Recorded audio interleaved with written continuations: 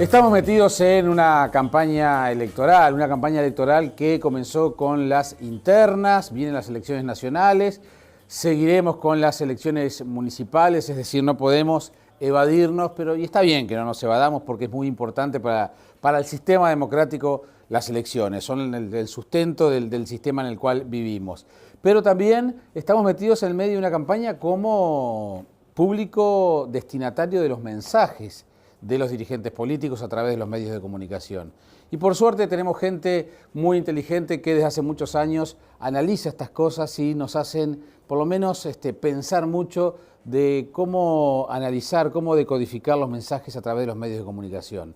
La semiótica es una herramienta que justamente permite eso y hay un especialista uruguayo reconocido internacionalmente que es el doctor Fernando Andaj. Un gusto recibirte, Fernando. ¿Qué tal, Jaime? Gracias por la invitación. Por favor, bienvenido. Y acaba de salir este libro A través de Fin de Siglo, donde las elecciones internas fueron el objeto de su estudio. Pero bueno, vamos a estar hablando con Fernando de este y otros asuntos vinculados a la política. ¿Qué te apasiona, Fernando? Por supuesto, si no, no me dedicaría a esto, ¿verdad? Claro, pero más te apasionan los mensajes sí. Y analizás, esa es tu materia prima. Sí. Esto llega por la contingencia, o sea, el abocarme a las elecciones, por un seminario de hace 25 años, fíjate, año 89, que di en Equipos Consultores, era mi primer colaboración con la gente de César Aguiar, y me dice, ¿por qué no haces un seminario para comunicadores y gente de las campañas, explicándoles la interpretación desde la semiótica, del análisis de los signos y todo eso? Y a mí me pareció una audacia, dije, bueno, si ustedes se animan, yo me animo. Y entre ellos estaba Emiliano Cotelo, que al finalizar me dice, ¿qué te parece si venís a mi programa? Que era en Emisora del Palacio, fíjate, sí. En aquel entonces, y lo haces semanalmente. A mí me pareció tan fenomenal como audaz, porque era difícil transmitir eso que es en un circuito cerrado, digamos, con gente muy atenta, frente a lo que tú, como nadie conoce bien, la comunicación radial es como decía en el psicoanálisis, ¿no? El terapeuta tiene una escucha flotante, y yo diría que los escuchas de radio normalmente, vayan caminando, estén en la casa, en el auto, tienen una escucha que oscila, que es efímera, y no se puede pretender esa atención que uno tiene en la universidad, donde trabajo hace muchos años, pero dije, bueno, vamos, y con errores y tratando de enmendar esa comunicación, empecé y no me arrepiento. No, ha generado, lo dice el propio Emiliano en la introducción del libro, en el prólogo, lo que han sido estos años de trabajo, por suerte, generando un espacio. Y yo, me parece que es interesante, y es lo único que voy a hablar de la semiótica en general, un espacio para popularizar la semiótica y tu método de estudio. Yo recuerdo que hice uno de mis primeros cursos de posgrado contigo en la Universidad Católica, donde descubrimos a tu autor de cabecera y el método Peirce de análisis de mensajes, que lograste ubicar a la semiótica en los medios de comunicación. Y eso me parece que es interesante. Hay otros colegas, como claro. En su momento estuvo Juan Carlos Mondragón. ¿Cómo no? Hay muchos profesores.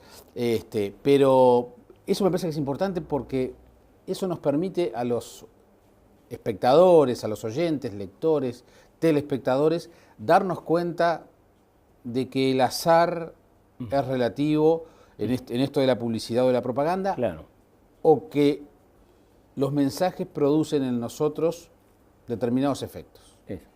Sí, te agradezco la referencia, ¿no?, a esa incursión mediática, porque siempre se corre el riesgo de ir diluyendo a tal grado lo que uno intenta llegar que se banaliza fatídicamente, y entonces la divulgación o vulgarización científica, que es todo un género, claro. Hay hermosísimas publicaciones en todo el mundo, en Europa, América del Norte, dedicadas a eso, que respeto, pero hay esa especie de carrera mortífera entre los tiempos acotados y lo que uno trata de transmitir con rigor, pero tiene que ser levemente. Y ahí está el intríngulis. ¿Cómo hablar de algo tan serio como la democracia? Porque estamos hablando, como tú anunciabas recién, de algo que es en lo que se le va la vida a un sistema político que es de los peores que hay, el mejor que existe, sí, como se ha dicho tantas veces. Y que sabemos cuando nos falta lo que se sufre. Sin lugar a dudas. Y cómo yo considero, ahora que tengo que hacer una especie de balance, lo hice en un libro reciente que mencionabas a mi maestro de cabecera, Charles Sanders Peirce, un lógico norteamericano, norteamericano, y salió un librito, fíjate, en Copenhague, lindísimo, que se llama 5 preguntas, y le preguntan a especialistas de todo el mundo, y me sentí muy honrado que me invitaron. Somos nada más que 2 o 3 de América Latina, hay como 50 especialistas, y te hacen 5 preguntas que recorren tu biografía intelectual, ¿no? Y yo incluí, como muy importante, esa entrada a los medios, porque algo tan lamentablemente hermético. ¿Por qué es hermética la semiótica? Lo tengo que decir en este espacio. Porque un azar histórico hizo que no esté en el currículum de secundaria, nada más.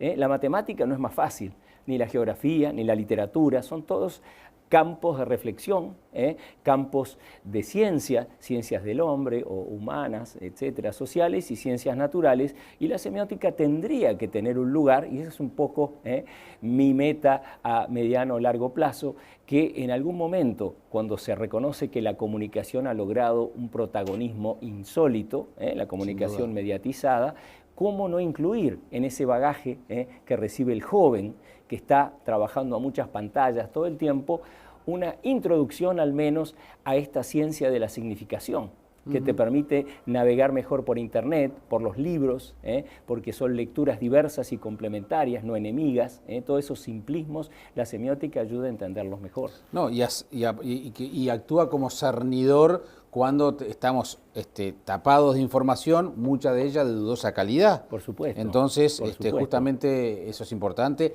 El libro tiene algunas pautas y herramientas para quien está alejado de esto pueda entenderlo mejor. Por eso el libro en ese sentido, como lo escuchan, Fernando, es muy llano, muy agradable y bueno, y cuando tiene que ponerse muy académico nos larga un salvavidas para decirnos esto es así. ¿Qué nos dejaron las internas? ¿Qué señales nos dejaron las elecciones internas de cara a las elecciones nacionales? Sí, fíjate, desde el punto de vista de la semiótica, ¿no? Por supuesto. Fíjate que el libro, ¿no?, que es una de las preguntas que me hice cuando Edmundo Canalda, el editor, quien encabeza Fin de Siglo, a comienzos de marzo, cuando larga la columna radial semanal En Perspectiva sobre la campaña, me dice: quiero que hagas un libro sobre las internas. Yo creí que había entendido mal. Digo, no, sobre las elecciones, pensando mitad de noviembre empezar a hacer este proyecto. Dice, no, las internas, porque considero que es el momento en que se pone toda la carne sobre el asador, claro, que se juega muchísimo, y yo te juro que era escéptico. Digo, bueno, vamos a ver, lo tomo en cuenta, me parece muy bueno. Tiene buen olfato, el mundo para ciertas cosas. Sí, creo que sí. Y en segundo lugar, era tentador, la idea era tentadora de decir, bueno, recojo las columnas que están transcriptas, están subidas a internet, en el sitio web del Espectador, y las pongo acá. Eso hubiera sido un desastre por muchos motivos, porque no hay nada tan diferente como la comunicación oral. La que tenemos ahora no podría ir nunca un libro, así, salvajemente, claro, ¿no? Es otra, como tú bien sabés, que te dedicás muy bien a reflexionar sobre la cultura, la literatura, el cine.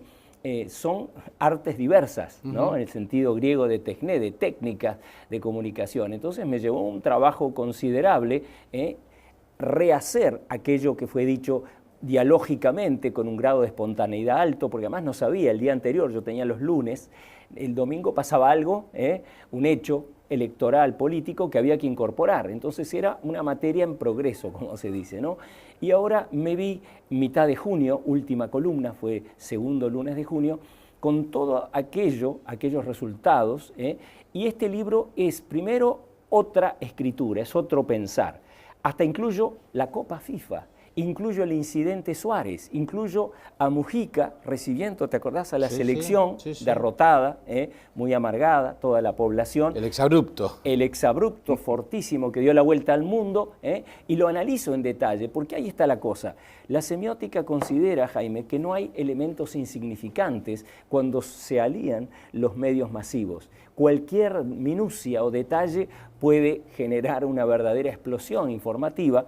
Y ese dicho de Mujica, inmediatamente hay una repercusión. Le preguntan, por ejemplo, a Astori, que está en España, qué opina, y es interesante, fíjate que él dice, sí, yo comparto, pero no lo repite. Luciano Topolansky también dice que es de la misma opinión. En fin, hay algo muy político en el fútbol, sin duda, en Uruguay, y volviendo a tu pregunta, si tuviera que sacar un balance, diría que todavía estamos en este instante, fíjate, fines de agosto casi, ¿no es cierto? Nos estamos acercando a los últimos 10 días y se viene la campaña en serio.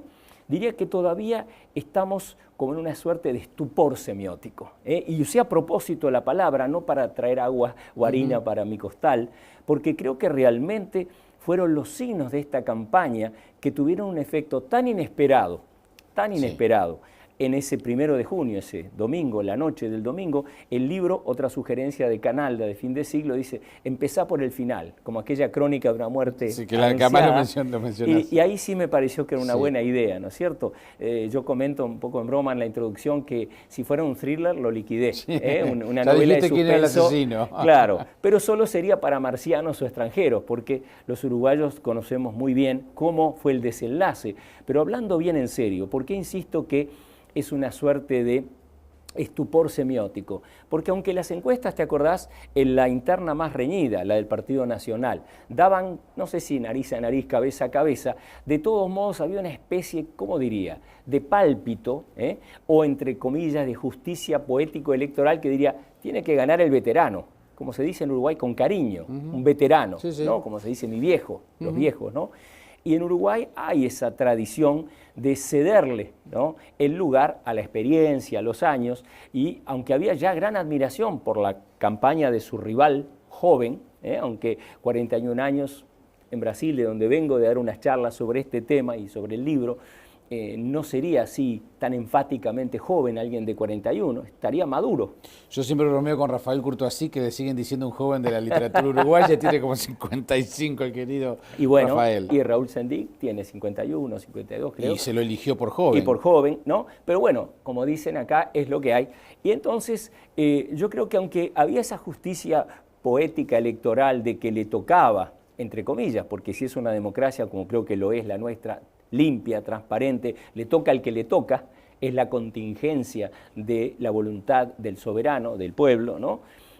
Cuando surge ese resultado, y yo analizo, fíjate, en un capítulo, le llamo triste, solitario y casi final, un discurso creo que tiene rasgos poéticos, políticos, que es el de Jorge Larrañaga, en el Hotel Splendor, que es impresionante. Es terrible. Es muy fuerte, ¿no?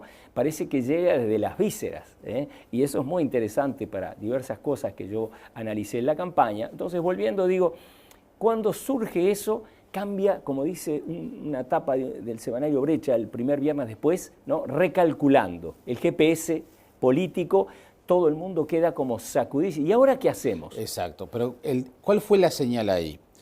El joven, el innovador, el tema de no votar a ganador, porque también, hoy que está tan de moda el tema de las encuestas, claro, para muchos es, bueno, ¿se vota a ganador o se vota al que viene detrás por una cuestión solidaria, por llamarlo de alguna manera? Entonces, ¿cuál fue la gran señal que dio el Partido Nacional con esa votación? Bueno, yo te respondería ya apuntando a octubre y a noviembre, que es lo que más interesa, y el libro, como lo entiendo yo, da elementos, claro, no solo para hacer una especie de disección minuciosa de lo que pasó, sino de estudiar esto como tendencias de lo que pasará y de las cosas que van a cuidar mucho que no pasen, o sea, las cosas que no caminaron, las formas de comunicación que dieron negativas también, ¿no?, en mi análisis por lo menos. Entonces yo diría, un signo que podía haber sido meramente, ¿verdad?, un eslogan, un cliché, una frase hecha, hablo de renovación,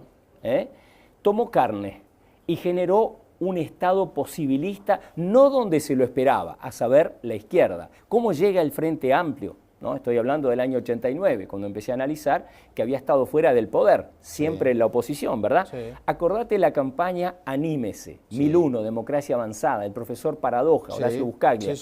Qué interesante que en un momento que se produce ahí sí que es un tsunami en el socialismo real, el muro de Berlín, en fin, cosas duras como la vida, ¿no?, llega una campaña aquí que hace lo que la izquierda nunca había hecho, poner la imaginación en el poder.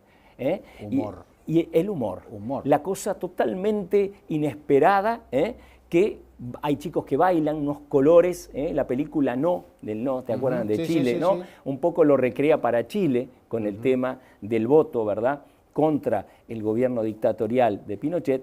Y acá también surge, y parecía que esos signos, fíjate Jaime, eran como un copyright de la izquierda. O sea, si va a haber innovación, si va a haber sueños, posibilismo, eso le pertenece a la izquierda. Y la semiótica, la primera lección que te da es que los signos no tienen copyright, se mueven. Lo que más tienen es su crecimiento, su complejidad. Y ahora el Frente como que se olvidó que al ser poder durante una década, más incluso si contás la intendencia, son 25 años. Cuarto de siglo. ¿Qué te parece?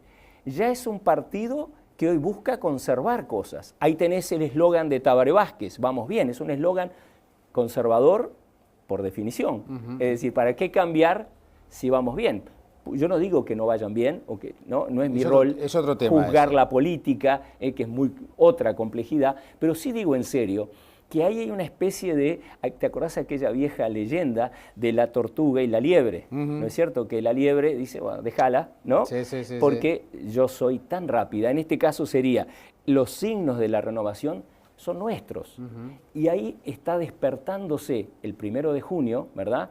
Ante esa suerte de shock, de impacto altísimo, dice, ¿y qué pasa si la sociedad juzgase? Porque es la sociedad que decide, interpretando que esa innovación, renovación, peor aún, el posibilismo, el sueño, como es un término que usa la calle Pou en su acto en el Partido Nacional, esa noche el 1, con la que yo empiezo analizando, se corrieron. Y ahí tenés el acto, ¿verdad?, en la sede del Frente Amplio, el 1, donde aparece un señor no solo de corbata, sino su discurso, las medidas, leyendo, me parece que son encorbatadas, almidonadas. No digo que las medidas de vuelta estén bien o mal. No importa. No, pero, o sea, la foto es de un señor con corbata, con un podio, en pose de presidente, sí, leyendo, sí, cuando debería, se supone que estar celebrando. Absolutamente, en compañía de su ahora compañera, ¿verdad? No importa que no fuese luego para la fórmula que nadie manejaba, que Constanza Moreira sería, como yo llamo, su Robin. Claro, pero es interesante cómo también tú manejas el tema de Constanza, porque Constanza también fue una señal en la interna del Frente Amplio. ¿Y qué te parece? Un signo importante. Por primera vez esa interna y a alguien se le enfrentaba a Tabaré, y eso está muy bien analizado, pero además, mujer y con un carácter y temperamento. Claro, que no podés simplemente decir, fue un truco de marketing. Claro. Nadie, no escuché a nadie, y estuve escuchando mucho por disfrutar de acá, que ahora se me terminó el sabático, me tengo que ir, pero nadie escuché diciendo, es un truco de marketing que armaron ahí en esa cocina, no la cocina del sentido, sino en los bastidores. Nadie lo pensó porque su propio género, que está representado, ahí está la cosa. Yo hablo de juventud biológica y semiótica, podría hablar, que no lo hablé, es para un próximo libro, del género biológico y el semiótico, porque ella no solo es mujer, como nadie lo puede ignorar, Constanza Moreira, pero también pone en escena, pensé el clip que hace con Samantha Navarro, o que le hace la campaña, que fue subterránea, mínima, ínfima, ¿no es cierto? Había que ir a las catacumbas de internet, como fui yo, para encontrar la de sus partisanos, que son improvisados, jóvenes, que le arman unas piezas muy divertidas en YouTube, y la de ella oficial, digamos, ¿no? Donde aparece la cocina del clip, ¿no? El backstage, como se llama ahora, y está Samantha Navarro, que es mujer, cantando y entrando en una especie de sinergia muy divertida, muy contagiosa, con la candidata que está atrás, y no exagera, no se pone a bailar, como yo digo, no es Ivete Sangalo, que es la favorita de mi hija Paula, la gran bailarina y cantora brasileña, sino que hace una cosa delicada, ¿es cierto?, que va bien con su conocimiento profundo, es doctora en ciencia política y se lo ve en cada entrevista, pero que le da, fíjate, un lugar a de vuelta el posibilismo. Ese era un posibilismo. O sea, lo que el Frente, la izquierda, siempre intentó ser en la cartografía política, en el imaginario uruguayo, es decir, vamos a soñar, como decía, ¿te acuerdas aquel movimiento francés del 68, la imaginación al poder? Y ese es un acto de imaginación y no lo vi en la sede del Frente Amplio porque no ocupó un lugar. Toda esa frescura que venía de ese lado, ¿no es cierto?, es suprimida. Sí, como que el Frente Amplio ya comenzó a dar algunas señales que le pueden estar jugando en contra hoy, con las encuestas hoy. Totalmente. Digo, creo que esas son las señales que permite tu libro decir, pero mirá vos, esto podía venir por este lado. Y Exacto. Ahora, con un poquito de tiempo lo estamos viendo, ¿no? Exactamente. Ahí, no sé si te acordás, pero le habían hecho la única entrevista que concede Tabaré Vázquez en las internas, ¿no? Que es la primera del programa Código País. Le preguntan lo obvio, dígame el vice. Y él dice, lo único que dice que es fuerte, dice, lo voy a elegir yo. Lo empuja y dice, sí, seré yo. La realidad siempre puede más. Esa es la lección una para todo político y ser humano, para la salud, para la política, ¿no? Y la realidad, le dijo el primero, no lo vas a elegir vos. Está la votación fuerte de Raúl Sendic, y valdría la pena detenerse semióticamente en el eslogan o lema, es Tabaré Sendic. Está mal ese. O es Tabaré Raúl o es Vázquez Sendic, pero tiene toda, obviamente, una carga muy bien apuntada cuando se juntan esos dos nombres en esa fórmula, y entonces viene a traer, como decías tú, juventud, relativa, pero juventud al fin, pero también una suerte de signo de interrogación, porque si vas a la otra fórmula, que es la inesperada, que pone en jaque lo que yo llamo el principio petirrojo, en homenaje a Batman y Robin, donde digo, nunca serás más el vice, más que tu Batman electoral, o sea, tiene que haber una virtud menor, un protagonismo menor, porque si no genera un ruido muy grande en las elecciones, en quien acompaña, ¿verdad? Tiene que ser o más joven o con menos experiencia, y ahí tenés a Larrañaga, al guapo, nada menos, pero del otro lado, fíjate, tenés a alguien que todavía no es muy conocido como político, ¿no es cierto? Fue director de ANCAP, es decir, tiene un nombre, como dijo Mujica, con glamour,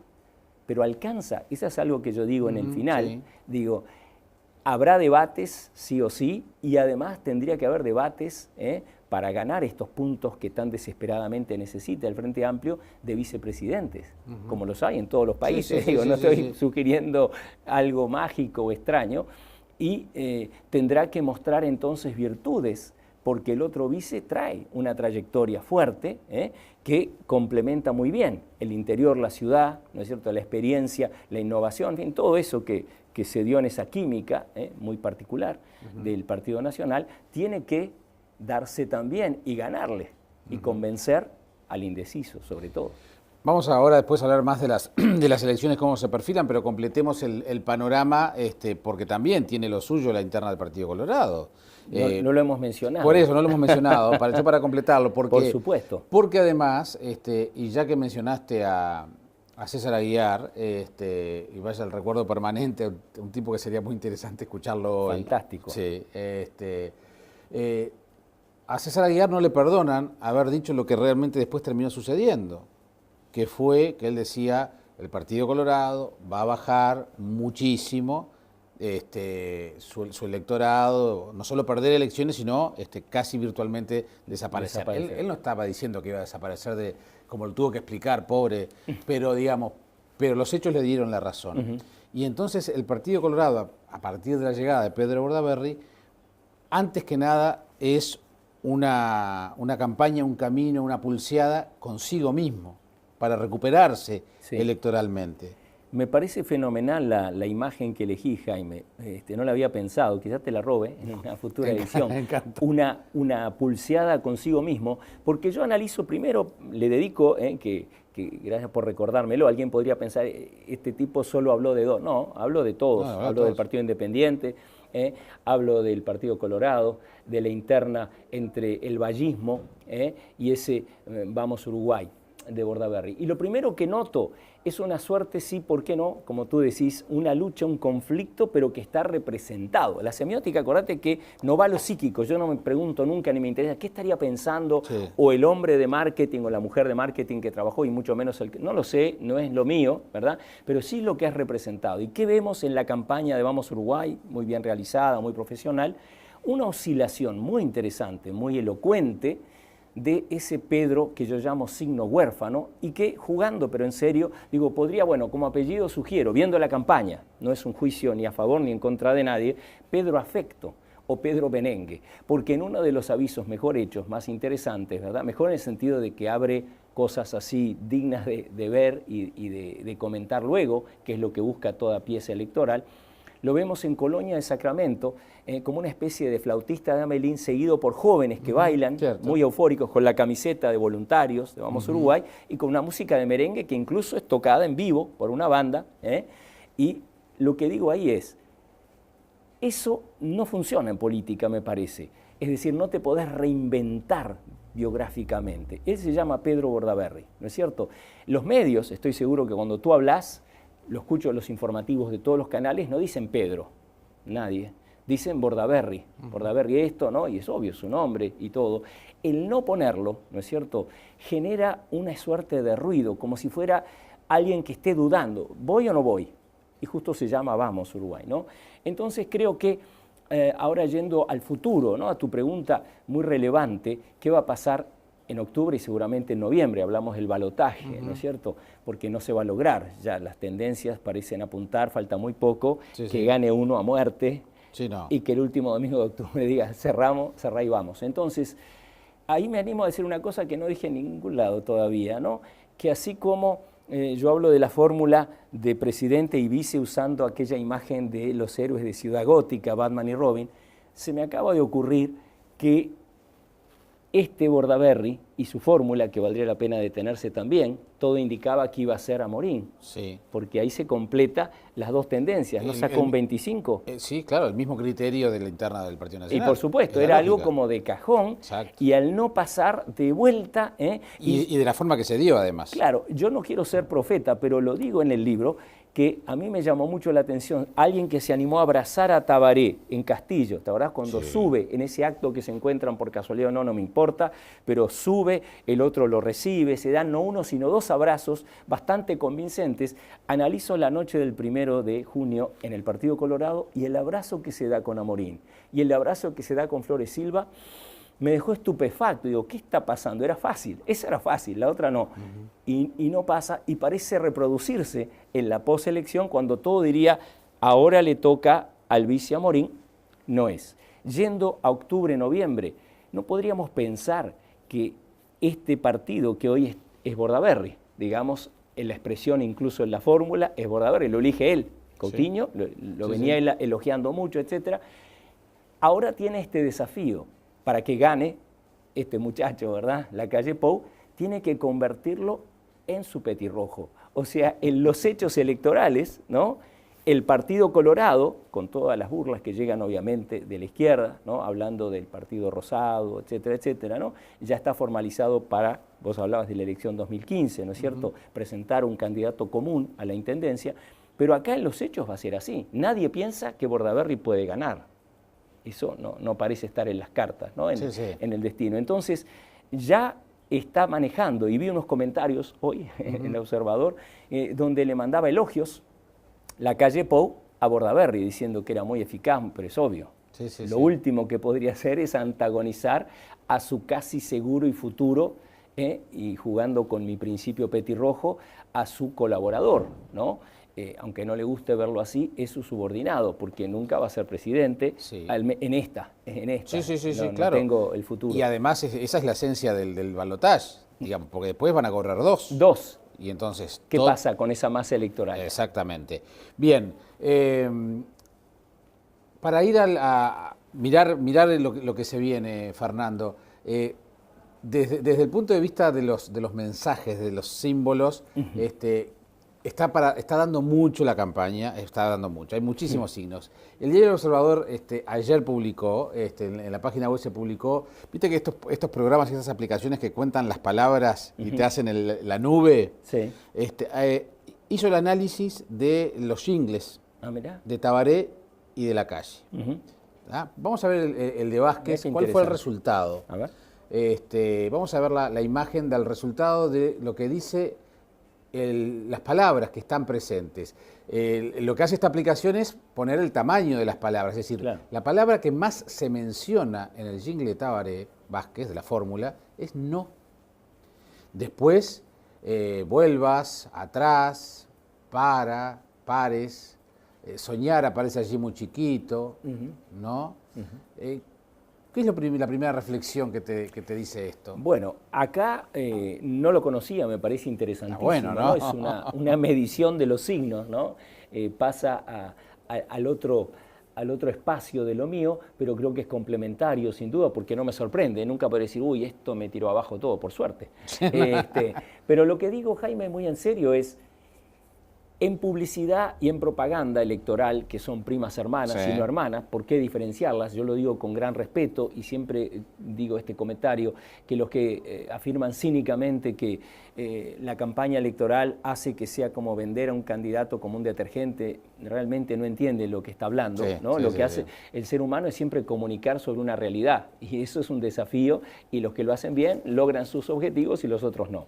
Entonces, en publicidad y propaganda, el que toma el lugar del opositor, del que tiene que, de algún modo, atacar al otro, ya corre con desventaja, porque le está dando un lugar muy importante. O sea, lo está tomando, aunque no lo admita conscientemente, Claro. como el referente al que le va a tener, lo tiene que parar. O sea, le está dando una dimensión que hace unos meses, como lo reconoce el propio Lacalle Pou, él no tenía ni soñaba, insiste mucho eso. Sí, sí. Yo empecé con un porcentaje muy chico, dice todo eso, y fue creciendo insólitamente en la intención de voto. Entonces, el dirigirle todo, digamos así, una suerte de arsenal, ¿no es cierto?, de formas de negatividad, es decir, vamos a detener, vamos a decirle que no, estaría bajando el potencial de vuelta, de sueño, de posibilismo, ¿por qué no esa palabra que a veces algunos consideran una mala palabra, de utopía? Él estaría casi renunciando a la utopía para lo conservador de vuelta. Estás colocando en el lugar de un neoconservador. No digo que sea conservador, no es sinónimo de algo nefasto. Conservador es el que no quiere cambiar algo y te está diciendo, ojo al gol, vamos a perder, tengan cuidado, ¿no es cierto? Que es una postura quizás correspondiente a la edad política que el Frente Amplio tiene y que sus más, digamos, acérrimos defensores hoy ya son jubilados. Hay que aceptarlo, ¿verdad? Sí. Es decir, no es aquella fuerza, ¿no es cierto?, que empieza asociada a los movimientos jóvenes, a la rebeldía. Es una palabra que usa justamente Lacalle Pou en sus jingles, en sus eslóganes. Vamos a ver el jingle de Lacalle Pou, a ver qué es lo que dice, le hacemos la nube y analizamos las palabras. Fíjate vos, la palabra que más se menciona es somos. La palabra hoy y ahora son las que siguen. Habla de viento, habla de conquistadora, rebelde, la palabra fuerza también es muy importante, sopla, ¿no? Es lo que estabas diciendo sin haberla visto. Pero no sabés la satisfacción que me da, esto no lo preparamos con Para Jaime, nada. Pero los que se animen a leer el libro, los que entren al libro van a ver que yo incluso invento una expresión jugando con la famosa frase latina carpe diem de la literatura, disfruta el ahora, Sí. vive el hoy, ¿no? Yo digo que esta campaña se puede resumir, la de Lacalle Pou, las Sí, internas, sí. en guberna diem.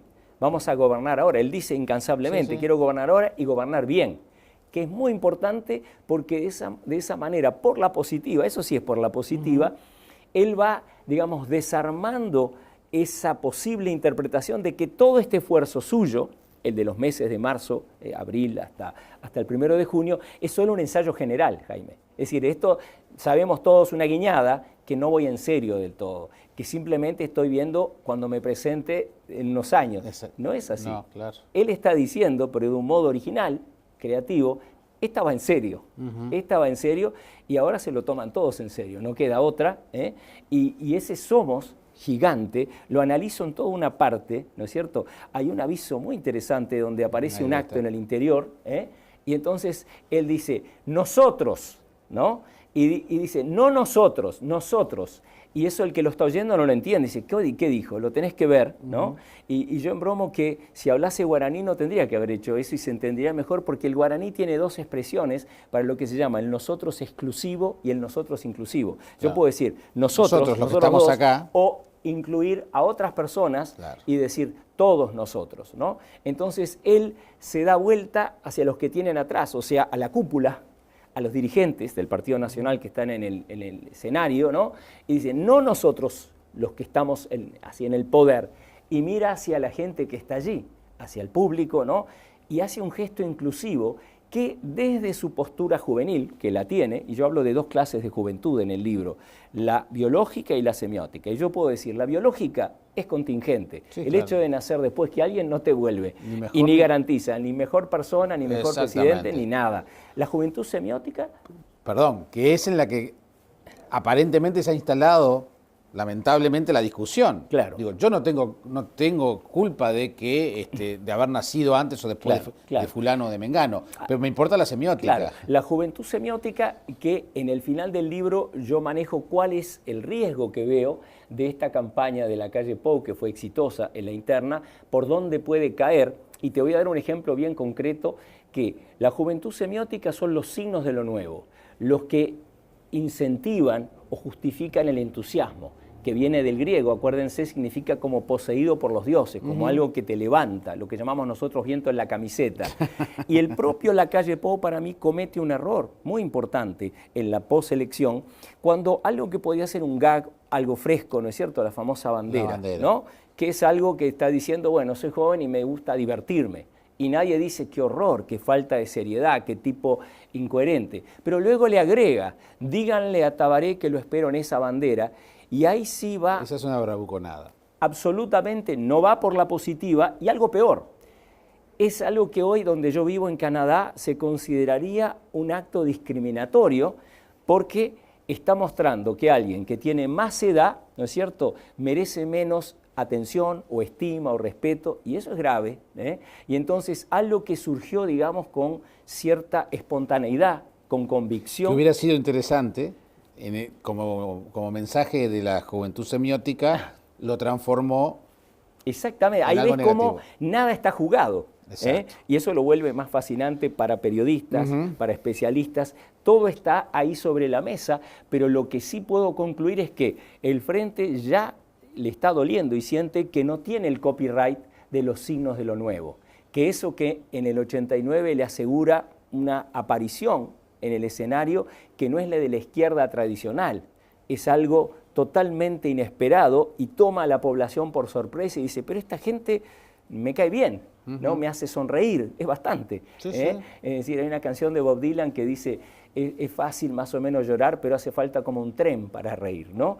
Y entonces ese toque, esa llegada, si el Frente, como esa noche de la interna con la que empieza mi libro, renuncia a eso, creo que es complicadísimo, y se para en otro lugar, que es la de lo conservador, la de lo solemne, la de defender, ya estamos ahí, ya lo sabemos. Bueno, uno de los peores signos que a mi gusto ha habido en los últimos tiempos es cuando Raúl Sendic justamente dice que la intendencia la ganan hasta con una heladera. Y después cuando Ana Olivera sale a rechazar esa opinión, claro, digamos, porque va mal discriminatoria, etc. Digo, la dijo antes de que la nombraran, claro, pero, claro. digamos, pero ella siempre después ha salido obviamente no le gusta que se le diga así, claro. Pero a veces se olvida que lo dijo el propio Raúl Sendic. Eso también, digamos, porque es una postura de soberbia, claro, que a veces que al electorado le llega y el electorado decodifica ese tipo de cosas. Claro. Yo pienso que ese es el enorme desafío. Empezó la noche del primero con un enigma. ¿Y esto cómo lo entendemos? Recalculando, ¿no? Es decir, la semiótica, fíjate que algo que no se dice mucho, es los signos, bueno, engañan, mienten, pero los signos en lo que se basan es que son relacionales, es decir, ese que era el carismático tradicional, Tabaré Vázquez, a quien yo llamé en otro libro el afiche viviente, porque tiene una dosis de carisma, el mismo domingo temprano, cuando va a votar en La Teja, tiene un encuentro que sale en la tele, ¿no es cierto?, con un viejo compañero de andanzas de La Teja, ¿no? El arbolito. El arbolito, y es lindísimo ese momento, y es muy creíble y muy entrañable, y es otro el que aparece al final, pero es otro también el que todavía no se sospecha el mismo, porque ahora tiene un interlocutor diferente al que esperaba. Imagínate qué distinto el escenario si hubiera ganado Larrañaga para el Frente. Exacto. Obviamente para el Partido Nacional, pero para el Frente, porque no es solamente, como dice esa cuenta de signos que me mostraste para el Partido Nacional, los signos no solamente nos dicen, nos definen. Es lo que somos, no hay lo que somos y aparte nuestros signos. Y ese es otro error de soberbia, como bien dijiste, decir, los signos son esa cosa de afuera, superficial, gestos vacíos. No hay signos vacíos, hay los signos que hay. Claro. Y está quien los sabe aprovechar, quien los pone a jugar a su favor y quien hace goles en contra. Y eso es lo que creo que es el despertar amargo, ¿no es cierto?, de quien siente que va perdiendo ese apoyo con el que contaba. Y que también, además, las encuestas dicen algo, te gustarán o no te gustarán, pero no te podés poner a criticarlas cuando las encargas. Claro. son insumo para tu trabajo. Sin duda. O sea, porque los dirigentes políticos que Claro. critican las encuestas las tienen en cuenta para su trabajo. Claro. Y no podés, a 2 meses de las elecciones, centrar la discusión en el tema de las encuestas sí o las encuestas no. Para introducir el tema de las encuestas, ya acercándonos al final de la charla, Fernando, las encuestas de hoy están de alguna manera confirmando los análisis que tú haces aquí. Mira, yo concuerdo contigo que si hay algo que es un gesto vacío, pero que supongo lo tienen que hacer, pero es ya una estrategia cansada, perdedora, es hablar mal del mensajero que trae la mala noticia. La mala noticia es ajena. Si no viene con ese mensajero, te llegaría por una paloma mensajera, por un fax, por un tweet.